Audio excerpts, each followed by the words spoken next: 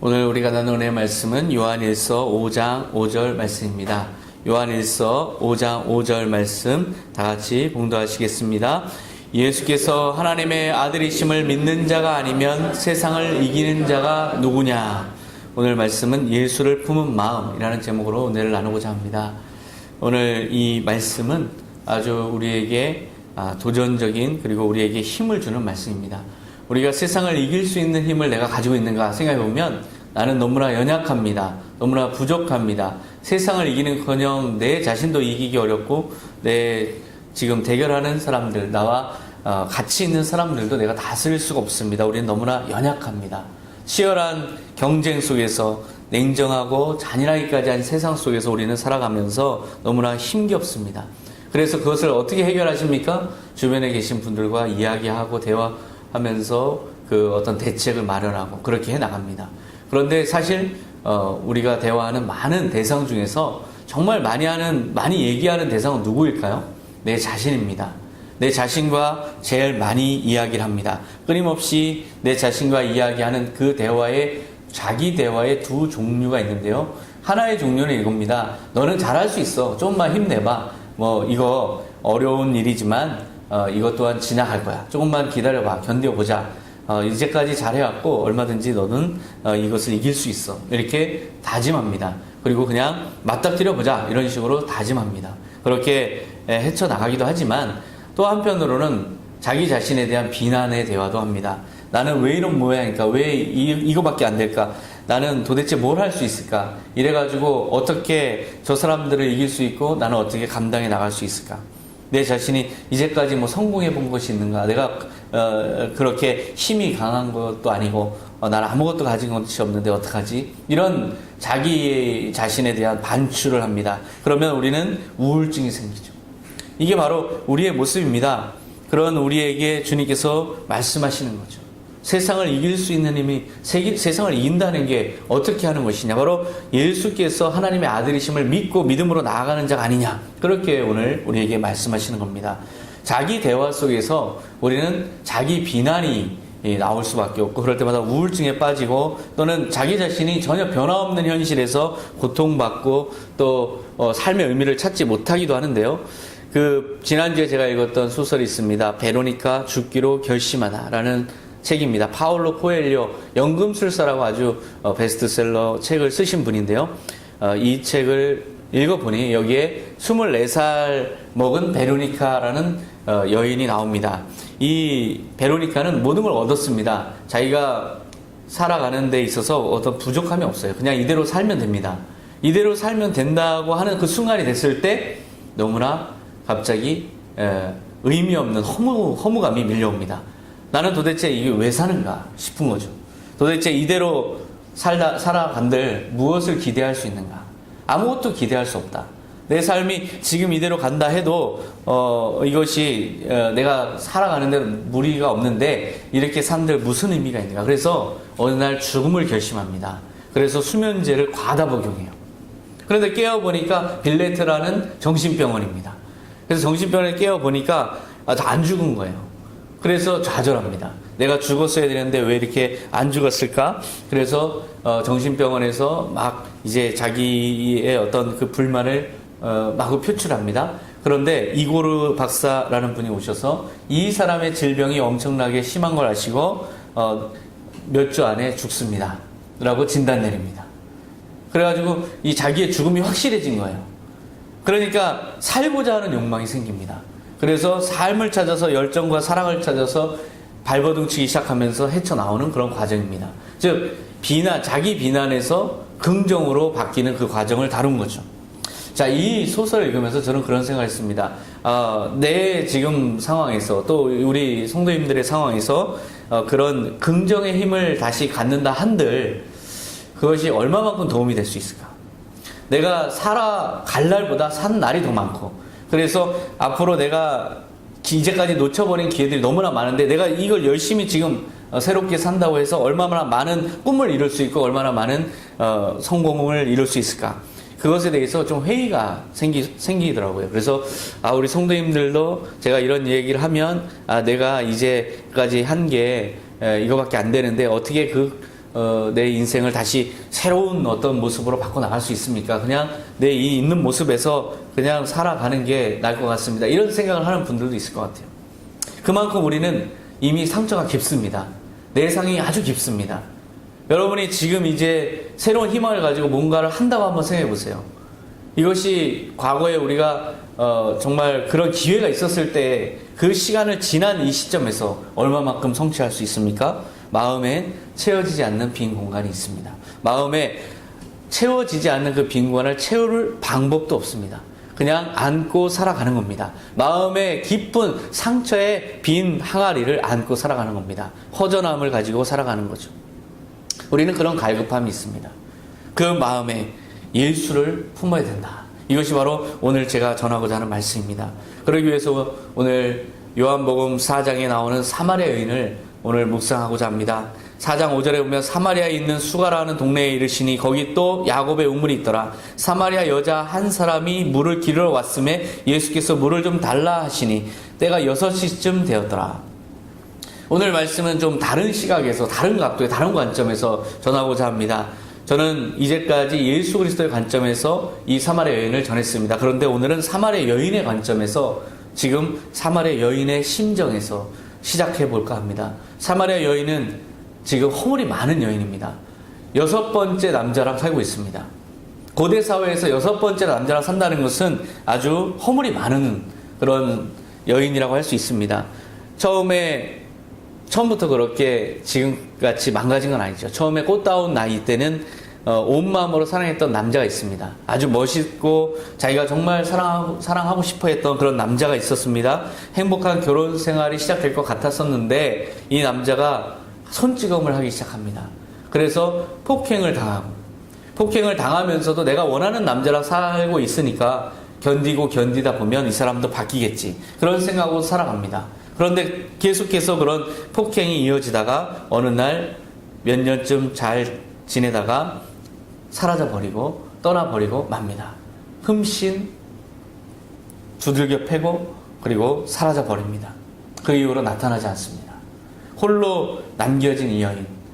어떻게든 살아보려고 애쓰면서 상처를 회복하려고 하는데요.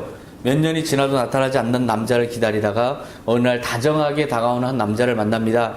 이 낭만적이고 다정한 이 남자에게 내 마음을 주면 내 상처받은 마음이 위로될까 해서 그 남자랑 사귀고 결국 같이 살게 됩니다. 더 이상 인생에 오점을 남겨서 안 된다는 마음으로 새로운 희망으로 마음을 열고 몇 년 잘 지냅니다.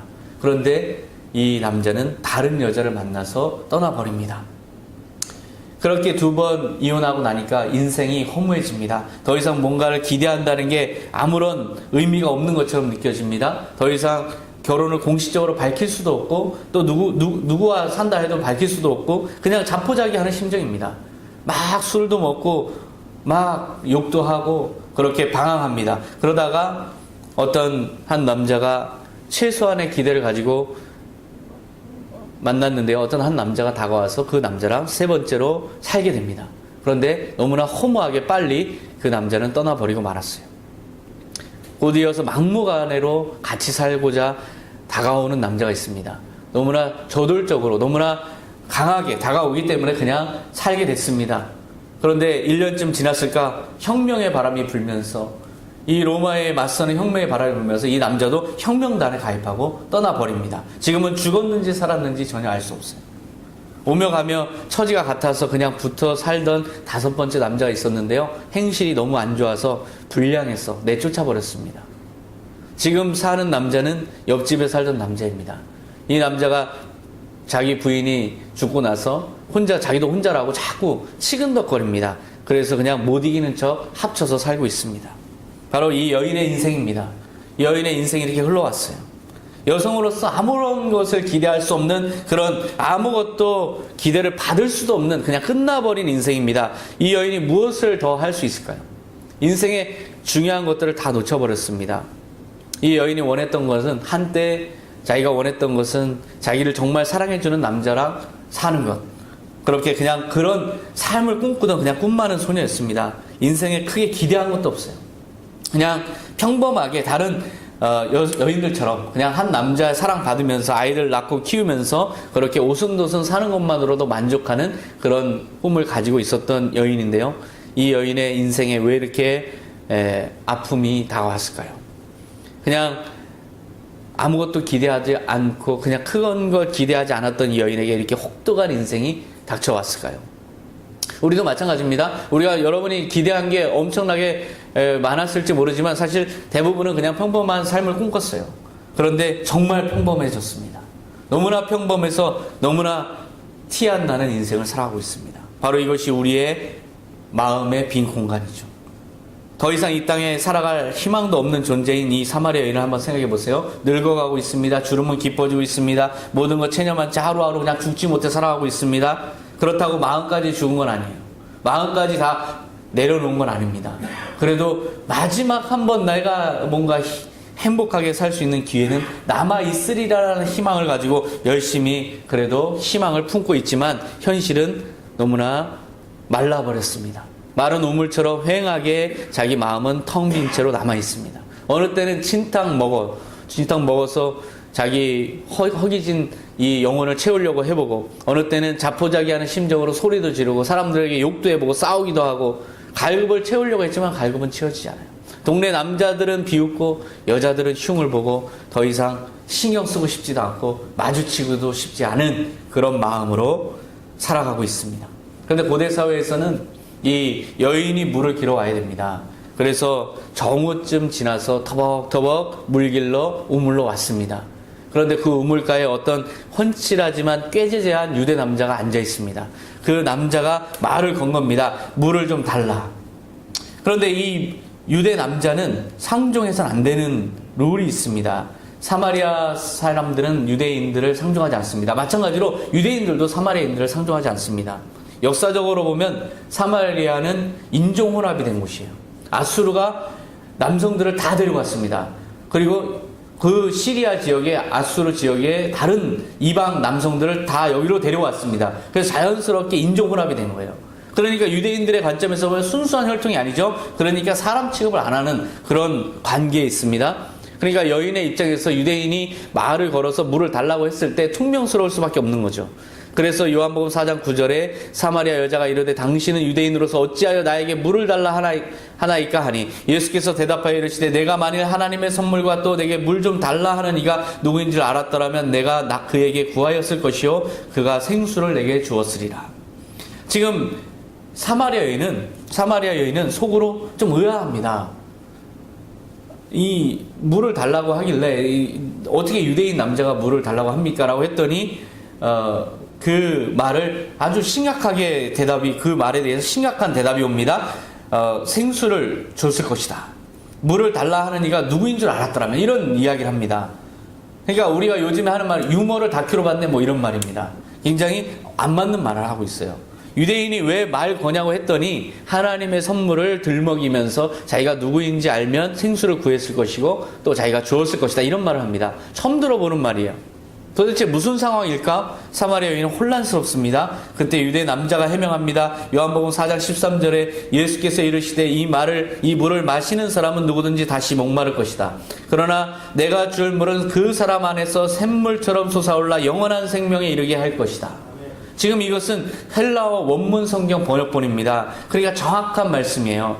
즉 우리가 샘물에서 마시는 물은 그냥 한 번 먹으면 또 갈증나서 또 마셔야 되지만, 내가 주는 물은 사람 안에서 샘물처럼 솟아올라서 영원히 목마르지 않을 것이다. 영원한 생명의 샘물이 될 것이다. 이런 말씀을 하신 겁니다.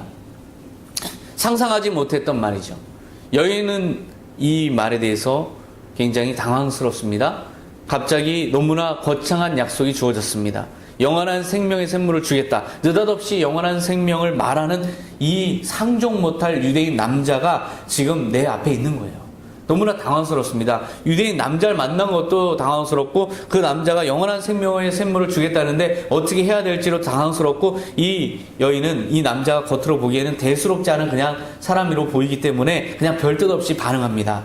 4장 15절에 여자가 이르되 주여 그런 물을 내게 주사 목마르지도 않고 또 생각해보니 여기 또 물 기르러 오지도 않게 하옵소서, 이런 말을 하게 된 겁니다. 즉 내가 목마르지 않게 해 주시옵소서. 그리고 여기 물 길러 오지도 않게 해 주시옵소서. 이렇게 부탁한 겁니다. 여인은 그 마음에 진정성이 별로 안 보입니다. 그냥 그 분위기 속에서 그렇게 대답할 수밖에 없는, 우리라도 그렇게 대답할 수밖에 없는 그런 대답을 한 겁니다. 여인은 지금 생명의 근원적 해결에 관심이 없어요. 예수님의 입장에서 보면 이런 여인의 그 마음의 모든 허물과 그 아픔을 알지만, 그리고 무엇을 무엇이 있어야 되는지를 아시지만, 여인의 입장에서는 내가 무엇을 원하는지가 전혀 원하는지 알지 못하는 그런 모습입니다. 지금 이 여인이 하나님을 만난다. 그러면 어떤 심정으로 만날까요? 지금 이 여인이 하나님을 만나고자 하는 의도를 가졌다. 어떤 심정으로 만날까요? 그때 이 여인의 마음속에서는 영원한 생명의 샘물에 대한 기대는 없습니다. 이 여인이 만약에 하나님을 만난다 하면 이 세상에서 그나마 걱정 안 하고 고생 안 하고 편안하게 살 수 있는 방법이 무엇일까? 그거에 대한 답을 구하는 정도입니다. 이게 바로 우리의 관점이죠.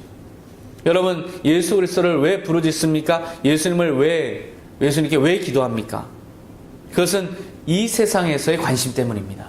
내가 이 세상에서 사는 동안에 걱정 없이, 또 내가 지금 있는 문제를 내 스스로 해결할 수 없어서 이것을 주님께서 해결해 주셔야 된다고 생각하기 때문에 우리는 예수님을 찾습니다. 저도 그래서 예수님을 찾았고, 여러분들도 마찬가지입니다. 지금 해결되지 않는 문제, 해결되지 않는 가정의 문제, 직장의 문제, 모든 지금 삶의 관계의 문제, 이것들은 도저히 내가 해결할 수 없다. 그리고 무엇보다 이 모든 것이 불안하다라는 거죠. 내가 어떻게 될지 알 수가 없어요. 여러분들이 지금은 살죠. 하지만 이후에 어떻게 될지 알 수 없습니다. 존재의 불안함이 밀려옵니다. 죽으면 끝이 아닐 수도 있는데 그러면 어떻게 되지? 이게 불안한 거예요.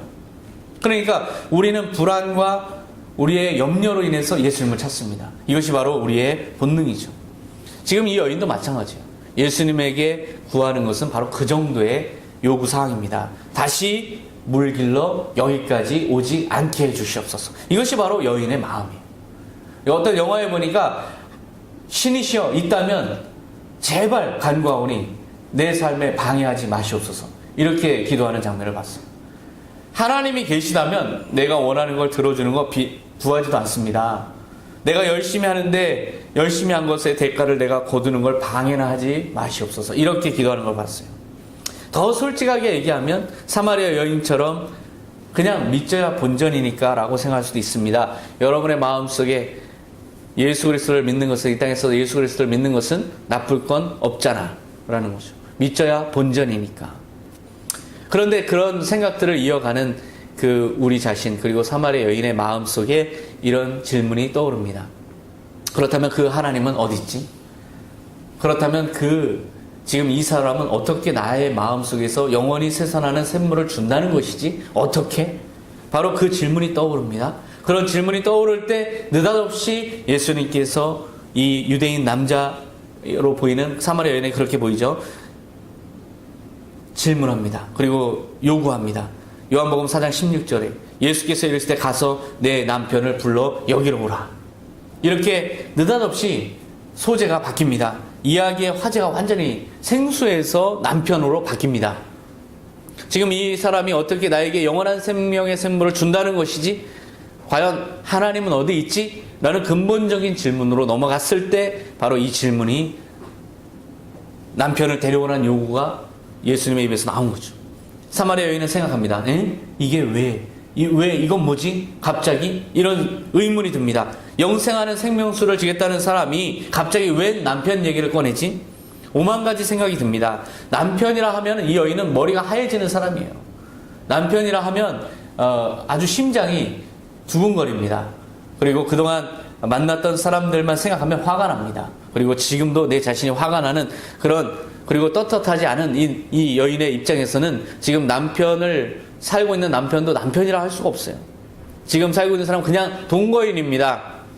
한 방 맞을 듯한 얼굴로 이 유대 남자를 바라보면서 뭐라 대답을 해야 될지 모르는 심정으로 잠깐 생각에 잠기고 이 상황을 정리합니다. 지금 물 좀 달라고 했는데 내게 영원한 생명을 준다고 해서, 그래서 그걸 달라고 하니까 갑자기 남편을 데려오다?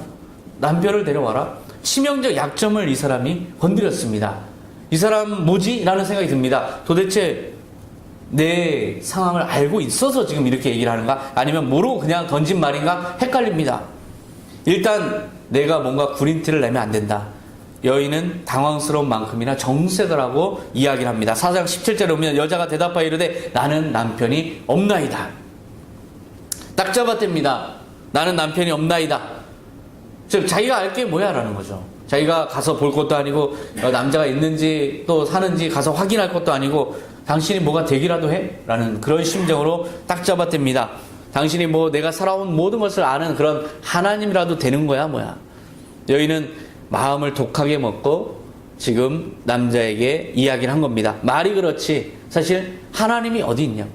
하나님이 어디 있다고 내 모든 것을 다 이 사람이 알지도 못할 뿐만 아니라 이 사람이 하나님도 아니고 이 사람은 그냥 도대체 뭐냐는 거예요. 그냥 던진 말 아니냐. 그런 생각으로 이렇게 대답한 겁니다. 그런데 이 유대 남자는 남편이 없다는 말이 끝나기도 전에 이 사마리아 여인의 눈을 뚫어지게 쳐다보고 있다가 천천히 이야기를 합니다. 17절에 예수께서 이르시되 내가 남편이 없다 하는 말이 옳도다. 너에게 남편 5이 있었고 지금 있는 자도 내 남편이 아니니 내 말이 참되도다. 이렇게 여인의 상황을 정확하게 이야기를 합니다. 이 여인은 이 유대 남자의 말 한마디 한마디가 굉장히 천천히 강하게 명료하게 들립니다. 한마디 한마디가 아주 크게 이 귀에 또한 마음에 울려옵니다. 자기가 지금 어떻게 살아왔는지 다 알고 있는 거예요.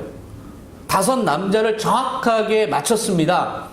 그런데 지금 살고 있는 남자까지 맞췄고 그 살고 있는 남자도 내 남편이 아니라는 것을 정확하게 지금 짚어서 이야기를 합니다. 이것은 느닷없이 만난 유대 남자 입에서 나올 수가 없는 진술이에요.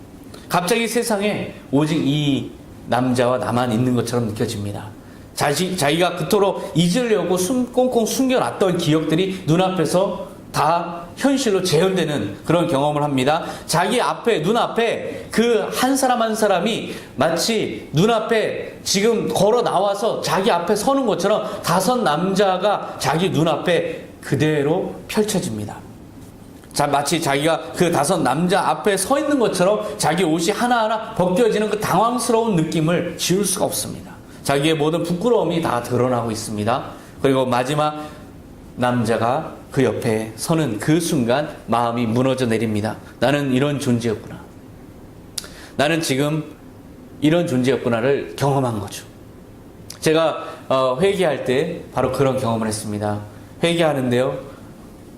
마치 필름처럼 내 눈앞에서 많은 장면들이 지나갑니다. 내가 저질렀던 많은 부끄러웠던 죄악들이 눈앞에서 지나갑니다. 생생한 영상으로 눈앞에서 지나갑니다. 나는 그 앞에서 철저하게 고발됐습니다. 검사 앞에 가서 자기의 모든 죄가 낱낱이 한꺼번에 펼쳐질 때 그 심정 어떨지 상상이 됩니다. 나는 완전히 형편없는 존재구나. 나는 완전한 죄인이구나. 이것을 고백할 수밖에 없는 그런 순간인데요. 바로 이 여인도 지금 그렇습니다. 자기 눈앞에 이 남자의 말로 나오는 그 자기 삶이 펼쳐질 때, 그 말이 될 때, 그 말로 진술이 될 때, 그 5 남자가 자기 눈앞에 지금 나타나는 겁니다. 그리고 마지막 한 남자를 만났을 때 자기는 완전히 좌절합니다. 도대체 이 상황은 무엇일까? 갑자기 그 말을 하는 이 유대 남자가 너무나 미워집니다. 너무나 동시에 무섭습니다. 도대체 이 사람은 누구일까? 이 사람은 왜 나한테 이러고 있을까? 이런 식이라면 나는 도망갈 곳이나 있을까? 귀를 막고 눈을 감고 하늘 보면서 난 몰라! 그렇게 소리쳐도 지워지지 않는 이 존재의 허물들, 상처들, 아쉬움들 이런 것들이 전혀 없어지지 않았구나. 심판이란 바로 그런 겁니다. 이 여인은 지금 심판 앞에 서 있습니다. 도대체 당신은 나한테 왜 이러십니까? 왜 여기에 있습니까? 도대체 당신은 누구입니까? 하마터면 이 여인은 그 유대 남자에게 당신이 선지자라도 되십니까? 라고 물을 뻔했어요. 그러고 보니까 생각이 납니다. 옛 선지자의 예언에 따르면 이때쯤 되면, 이 시기쯤 되면 언약된 메시아가 온다라는 그런 기억이 갑자기 떠오릅니다. 그래, 이 사람이 혹시 그 사람이 아닐까? 잠깐, 근데 이 사람의 행색을 보니까 전혀 그렇게 느껴지지 않는다. 이 사람은 왜 나한테 와서, 여기까지 와서 지금 이렇게 하고 있지? 그것이 온통 혼란스럽습니다. 여인은 정신을 차리려고 애쓰면서 자기가 걸쳤던 모든 옷이 어디론가 사라진 그 자기의 존재의 그 허물이 다 벗겨진, 허물이 다 들춰진 그 상태에서 마지막으로 부여잡고 있던 마지막 자기의 자존심, 그것을 추스리면서 한마디 합니다. 요한복음 4장 25절에 여자가 이르되 메시아 곧 그리스도라 하는 이가 오실 줄을 내가 아노니 그가 오시면 모든 것을 우리에게 알려주시리이다. 구원자가 오십니다. 구원자가 오시면 나의 모든 허물, 이 모든 죄악들, 이 모든 것을 다 짊어지시고 이 자기의 피를 흘려서 용서해 줄 하나님의 어린 양이 오십니다. 그분이 오시면 이 모든 것들에 대해서 다 해명해 주실 것이고 이 모든 것들에 대해서 다 용서해 주실 것이고 내 대신 십자가를 지시고 짊어지시고 가실 그분이 오십니다. 그분이 오신다면 나는 당당합니다. 바로 그런 마지막 항변을 합니다. 그때 이 유대 남자의 시선은 이 여인의 눈을 놓치지 않고 바라보면서 주저없이 대답합니다. 요한복음 4장 26절에 예수께서 이르시되 내게 말하는 내가 그라 하시니라. 내가 바로 너가 말한 그 메시아 그리스도니라. 바로 그렇게 여인에게 대답한 겁니다. 저는 그런 예수님의 말씀을 들은 적이 있습니다. 너무나 고통스러울 때, 너무나 이 빛에 시달리고 있을 때, 아픔 속에서 새벽 기도를 나가려고 하는데요. 그 조용한 새벽에 옷을 입으려고 하는 순간 두려워 말라라는 음성을 듣게 됩니다. 엄청나게 크고 그 조용한 새벽에 엄청나게 크고 아주 맑고 굵은 그 목소리를 마음에 울리면서 듣게 됩니다. 너무나 커서 너무나 놀랐어요. 그래서 침대에 그냥 쓰러졌습니다. 그리고 나서 드는 그 생각은 다 되었다라는 생각뿐입니다. 이 존재가, 살아있는 존재가 이렇게 살아서 나의 모든 것을 알고 있고 이 순간에 이런 말을 해줄 수 있다면 이 존재는 살아있는 존재고 하나님은 이 모든 걸 알고 계시고 나의 모든 것은 다 해결될 것이다 라는 분명한 확신이 한순간에 들었습니다. 바로 이 여인에게 이 예수님은 그런 존재로 다가왔어요. 그렇게 들렸습니다. 내게 말하는 내가 그라. 이것은 두려워하지 말라는 겁니다. 너의 모든 허물들 때문에 상처받은 너의 마음이 이 상처로 인해서 너는 심판받지 않을 것이다. 메시아가 지금 여기에 함께 계시다.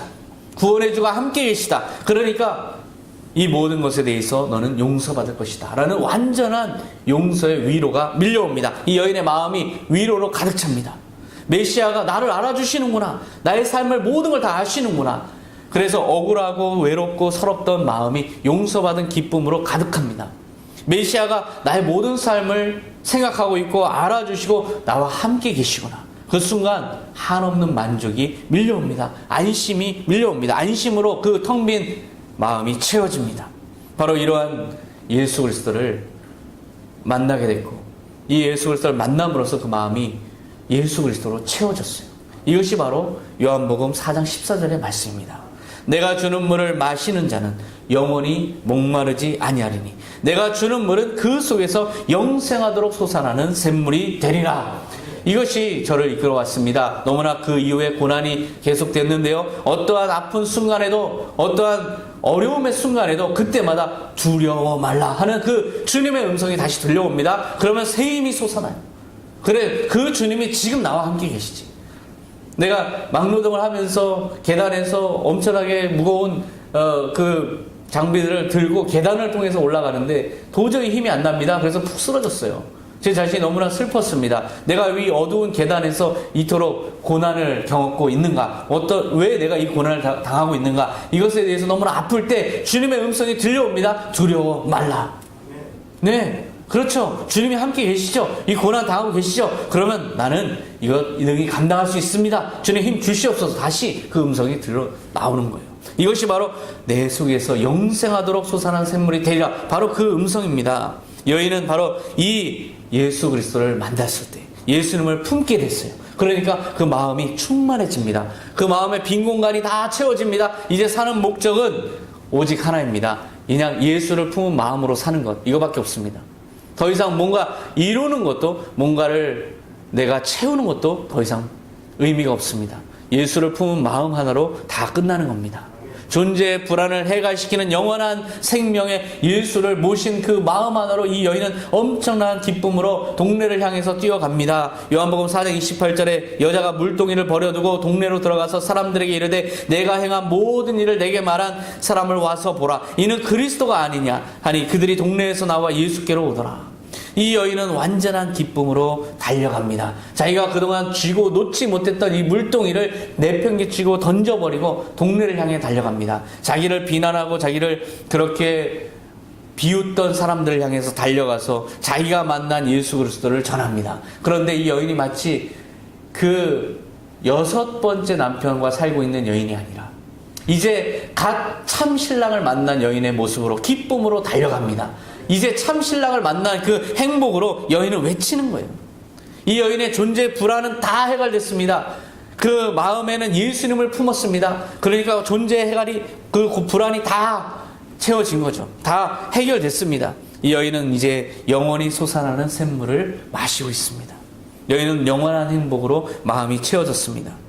여러분에게 예수님이 뭘 해줘야 여러분은 만족하십니까? 여러분에게 어떤 것을 해주셔야 여러분은 예수님을 진정 예수님이라고 부르겠습니까? 여러분에게 오직 지금 필요한 것은 예수를 품은 마음뿐입니다. 히브리서 10장 22절 우리가 마음의 뿌림을 받아 악한 양심으로부터 벗어나고 몸은 맑은 물로 씻음을 받았으니 참마음과 온전한 믿음으로 하나님께 나아가자. 바로 예수를 품은 마음 그 자체가 참 마음입니다. 예수를 품은 마음 자체가 이미 응답입니다. 예수를 품은 마음 자체가 여러분에게 모든 것이 채워진 겁니다. 더 무엇으로 여러분의 마음을 채워야 됩니까? 예수님이 여러분에게 어떤 축복을 주시고 병을 낫게 하시고 돈을 벌게 하시고 그렇게 해야 여러분은 만족하시고 예수님은 과연 살아계시군요 이렇게 인정할 겁니까? 아닙니다. 예수님을 채웠을 때 그런 일들이 일어납니다. 예수님을 채웠을 때 이제 예수가 내 안에서 예수의 삶으로 나와 함께 동역하면서 예수와 동역하는 삶이 시작되고 예수를 품은 내 마음은 영원한 평강과 영존의 믿음으로 가득하고 완전한 충만함으로 가득한 겁니다. 여러분의 문제 속에서 예수님에게 기도하시지만 여러분은 예수님을 품어야 됩니다. 예수님을 만나야 됩니다. 사마리아 여인처럼 그 안에서 예수 그리스도를 품은 마음으로 기뻐서 동네로 뛰어가는 그 모습으로 여러분의 마음속에 이 시간 예수를 품는 그 기적이 일어나기를 축원합니다. 기도하겠습니다. 하나님 아버지 감사합니다. 우리는 주님 무엇이 필요합니다. 예수님의 무엇이 필요합니다. 그러나 정작 우리에게 없는 것은 바로 예수님입니다. 주님 예수님을 품은 마음을 갖게 하여 주시옵소서. 우리는 부족하고 연약해서 날마다 예수님의 무엇을 구하지만 예수님 자체가 내 안에서 충만하게 채워줄 때 그 무엇은 필요하지 않습니다. 오직 예수님 한 분만으로 만족합니다. 이 시간 내 마음, 우리 마음 가운데 예수를 품은 마음을 허락하여 주시옵소서. 감사드리며 예수님의 이름으로 기도하옵나이다. 아멘.